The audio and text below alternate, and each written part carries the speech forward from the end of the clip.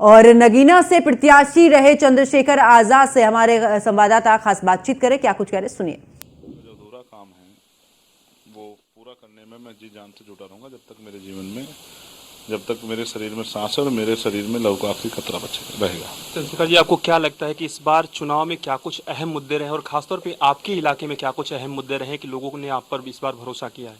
देखिए, मैं स्पष्ट करूंगा, राष्ट्रीय राजनीति की बात है तो पूरा विपक्ष इस बार माननीय काशीराम साहब की छाया में खड़ा था, डॉक्टर अम्बेडकर की छाया में खड़ा था। बहुत लंबे समय से जिस बात को इस बार विपक्ष ने दोहराया, समाज के बीच जाके कहा, वो बात माननीय काशीराम साहब 40 साल पहले कहे, मामना रामसु वर्मा जी 50 साल 60 साल पहले कहे, बाबू जगदेव प्रसाद कुशवाहा 100 में 90 शोषित है, 90 भाग हमारा, शोषितों ने ललकारा, धनधरती और राजपाट में 90 भाग हमारा है।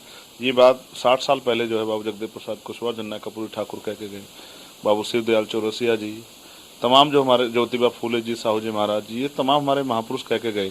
अब विपक्ष को समझ में आया कि ये इस देश का असल मुद्दा है। देखिए, असल मुद्दा इस देश में हिस्सेदारी का है। इस देश में जिस दिन देश आज़ाद हुआ, संसाधनों में पूर्ण रूप से बंटवारा नहीं हुआ, वास्तविक बंटवारा, उसकी वजह से देश में असमानता है, गैर बराबरी है। एक आदमी इतना अमीर है, उस पर इतनी दौलत है, उसको जानकारी नहीं है। एक आदमी इतना गरीब है जिस पर रहने के लिए घर भी नहीं है। ये जो असमानता है, इस असमानता खाई बन गई है गरीबों अमीरों के बीच में, और फिर जाति के आधार पर शोषण, धर्म के आधार पर शोषण, ये बंद होना चाहिए। इसलिए मेरे जैसे लोगों की जरूरत है। चंद्रशेखर जी, एक दौर में देखा कि तमाम जो दलित समाज है वो मायावती जी पर भरोसा करता था, लेकिन जैसे जैसे समय बदला, परिवेश बदला, आप भी राष्ट्रीय राजनीति में सक्रिय हुए, उसके बाद एक जो बड़ा वर्ग है, या यूँ कहें कि उत्तर प्रदेश में तमाम दलित समाज जो है वो आप पर भरोसा करने लगा। उसकी मानगी भी देखने को मिल रही है, ना सिर्फ नगीना की बात करें बल्कि उत्तर प्रदेश के कई जिलों में अगर हम बात करें तो आपको लगता है कि अब मायावती जी के विकल्प के तौर पर आपका चेहरा आगे आया है दलित समाज के लिए, उत्थान के लिए? तो आप ये स्पष्ट करना चाहते हैं कि मैं सिर्फ दलित समाज का ही उत्थान कर सकता हूँ? मैं न्यूज़ वन इंडिया का बड़ा सम्मान करता हूँ, लेकिन अगर वो भी जातिवादी उसमें डूबा रहेगा तो मैं क्या करूँ? मुझे दलितों के साथ साथ मुसलमानों ने, पिछड़े वर्ग की सभी जातियों ने, सामान्य जाति के लोगों ने वोट दिया।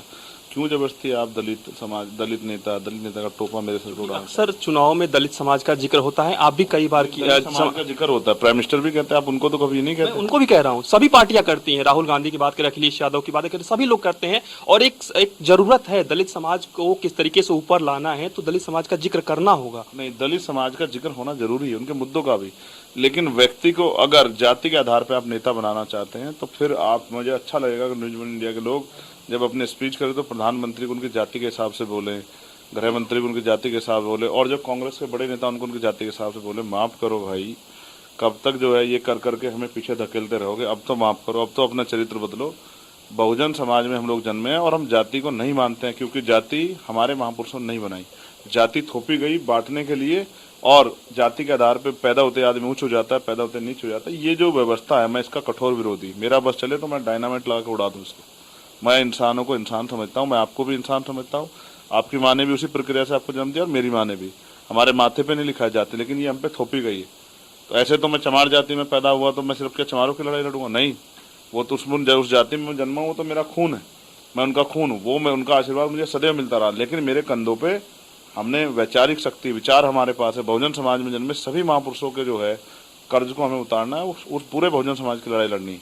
और हक वंचित अगर सामान्य जाति के लोग भी होंगे तो उनकी लड़ाई भी लड़ेंगे। लेकिन हम फिर इस राजनीतिक शक्ति इसलिए हासिल करना चाहते हैं क्योंकि किसी ने हमारे बारे में सोचा नहीं। आज भी हमारे कर्मचारियों का उत्पीड़न होता है, आज भी जो है इंस्टीट्यूशन में, स्कूल कॉलेज में जाति के आधार पर शोषण होता है। हमारे पढ़े लिखे और वो मजबूत बच्चे जो कल देश का भविष्य हो सकते हैं, वो सुसाइड कर लेते हैं। फिर हमारे जो है आरक्षण और संविधान को तमाम, अब तो 10% आर्थिक आधार पर आरक्षण भी लागू हो गया, फिर भी आरक्षण को गाली देके हमें नीचा दिखाने का प्रयास करते हैं। ये जो एक षड्यंत्र है, इसको समझना पड़ेगा, इसको, इस षड्यंत्र को खत्म करना पड़ेगा। और ये तब खत्म होगा जब मेरे जैसे सैकड़ों लोग पार्लियामेंट में आएंगे। उसके लिए मैं हूँ कि बहुत सारे लोगों का रास्ता खोलूँ कि वो पार्लियामेंट आए। तमाम राजनीतिक पार्टियों के सीटों को आपने आकलन किया होगा, बसपा का भी सीटों का आकलन आपने किया। आपको क्या लगता है कि बसपा इतनी कमजोर स्थिति में क्यों चली गई? यार, मैं आज़ाद समाज पार्टी के प्रति उत्तरदायी हूँ और आज़ाद समाज पार्टी के बारे में सोचा, और बहुजन मिशन के प्रति उत्तरदायी हूँ, तो इसलिए बहुजन मिशन को आगे बढ़ाने के लिए चिंता में हूँ। लेकिन मैं किसी पार्टी विशेष पे कुछ नहीं कहना चाहता। अच्छा, आप जीत कर आए हैं, युवाओं के लिए क्या करेंगे, खासतौर पर नगीना की अगर हम बात करें तो? देखो, नगीना के युवाओं को रोजगार मिले, उनको रोजगार के लिए विदेश, बाहर ना जाने पड़े, अन्य प्रदेशों में। जब एक बेटा अपनी माँ को, या एक पति अपनी पत्नी को, या बहन को, अपने बच्चे को, अपने परिवार को छोड़ के बहुत दूर रहता है, कई बार ऐसे हादसे घट जाते हैं कि आदमी पछताता रह जाता है। ये तभी इसलिए है कि जिससे कि जो है अगर वहाँ रोजगार की व्यवस्था हो जाए तो ये सब चीज़ें ना हो। तो हम कोशिश करेंगे वहाँ ज़्यादा से ज़्यादा उद्योग धंधे लग के रोजगार आए। और मैं तो चाहता हूँ कि ग्रामीण क्षेत्रों में प्रतिभाएं बहुत है, तो वहाँ जो है स्पोर्ट कॉलेज बने, स्पोर्ट यूनिवर्सिटी बने, जिससे कि वहाँ के नौजवानों को देश की सेवा करने का, देश का गौरव बढ़ाने का मौका मिले। और एक मेडिकल कॉलेज, एम्स जैसा मेडिकल कॉलेज वहाँ बने कि वहाँ के गरीबों को आसान इलाज जो है मिलने की व्यवस्था हो। वहाँ बाढ़ की बहुत समस्या है, तो बाढ़ की समस्या निजात मिले। पर्यटन के क्षेत्र में जो है वो बहुत क्षेत्र बहुत अच्छा है, वहाँ से बहुत रोजगार उत्पन्न हो सकते हैं। गंगा वहाँ पर है, तो मेरा पूरा प्रयास रहेगा कि मैं सरकार का ध्यान अपनी बात से इस तरह आकर्षित कर पाऊँ कि सरकार उसके बारे में सोचे और क्षेत्र में बदलाव हो और क्षेत्र विकास के रास्ते पर आगे बढ़े। मैं तो चाहता हूँ कि नगीना इन 5 सालों में नोएडा जैसा हो जाए। इसके लिए मैं दिन रात जो है हर अधिकारी, हर डिपार्टमेंट को पत्र लिखूंगा और हर डिपार्टमेंट के नेताओं से, मंत्रियों से, जो विभाग का होगा, जाके मिलूंगा स्वतः और अपने क्षेत्र में ज़्यादा काम कराऊंगा। चंद्रशेखर जी, राजनीतिक हलचल भी आप देख रहे हैं, बीजेपी को बहुमत नहीं मिला है, लगातार जोड़ तोड़ की राजनीति आमतौर पर राष्ट्रीय स्तर पर चलती रहती है, खासतौर पे टीडीपी पर, जेडीयू पे सबकी निगाहें बनी हुई हैं। चंद्रशेखर जी किसको बेहतर मानते हैं? अपनी पार्टी को निश्चित रूप से बेहतर मानते हैं, लेकिन इसके अलावा एनडीए और कांग्रेस में अगर दोनों ही ओर से चंद्रशेखर जी को संपर्क किया जाता है तो चंद्रशेखर जी किसका रुख करेंगे? देखिए, संपर्क करने के लिए वो लोग संपर्क भी कर रहे हैं। मैं तो पार्टी का सामान्य कार्यकर्ता हूँ, अपना काम करना। जो काम पार्टी की जिसकी ड्यूटी है, तीर का काम तीर करता है, सुई का काम सुई करती है, तलवार काम तलवार करती है। पार्टी अपना काम करे, मैं अपना काम कर रहा हूँ।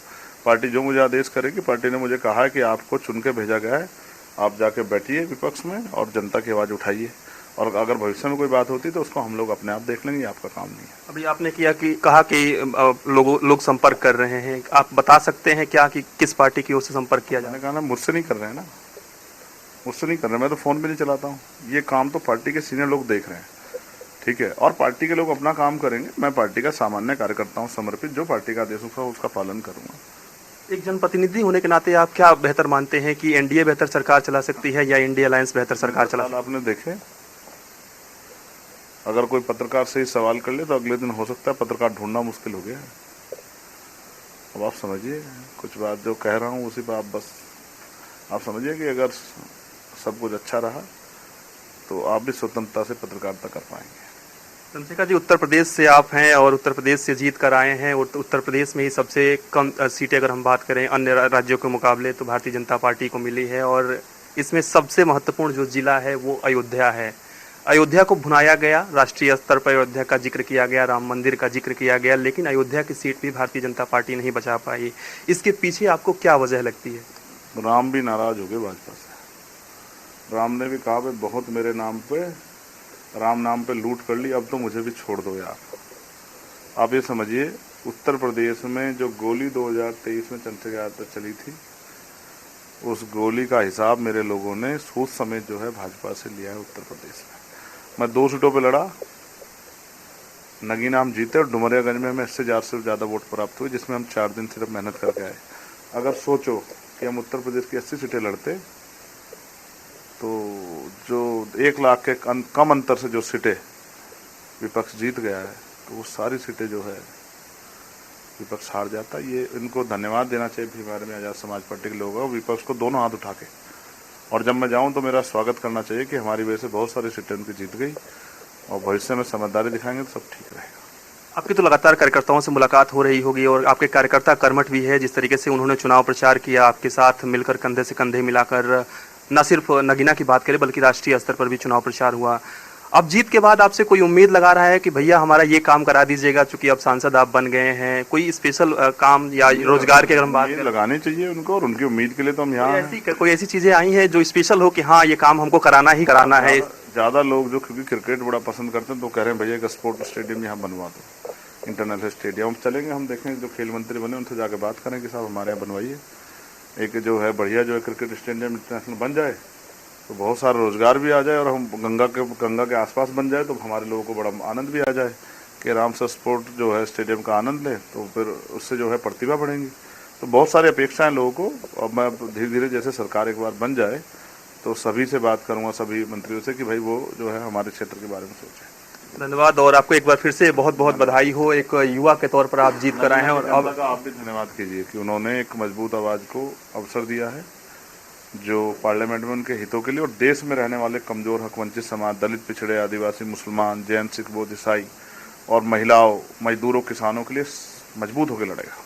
धन्यवाद। हमारे साथ बातचीत कर रहे थे नगीना से नवनिर्वाचित जो सांसद हैं, उन्होंने सीधे तौर पे कहा कि हम नगीना का विकास करेंगे और नगीना में जो पिछले कुछ सालों में नहीं हुआ है उससे बेहतर काम कहीं ना कहीं होगा। चंद्रशेखर आज़ाद रावण निश्चित रूप से बागी तेवर के लिए जाने जाते हैं, लेकिन कहीं ना कहीं सरलता और सौम्यता इनकी अपनी पहचान है। वीडियो अंकित के साथ मैं पीयूष तिवारी, न्यूज़ 1 इंडिया।